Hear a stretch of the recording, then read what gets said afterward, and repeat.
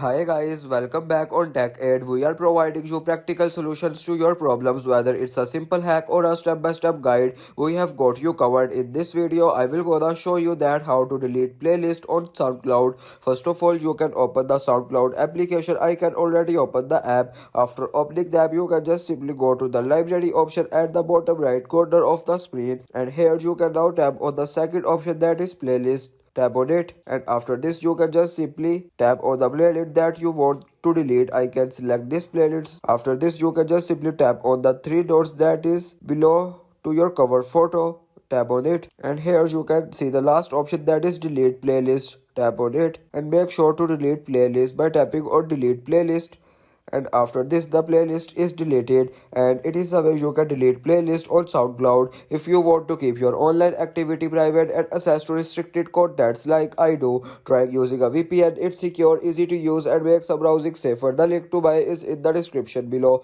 If this tutorial helped, don't forget to like the video and subscribe for more practical solutions. Got questions or need extra help, drop a comment below and we will be happy to assist. See you in the next one. Thanks for watching.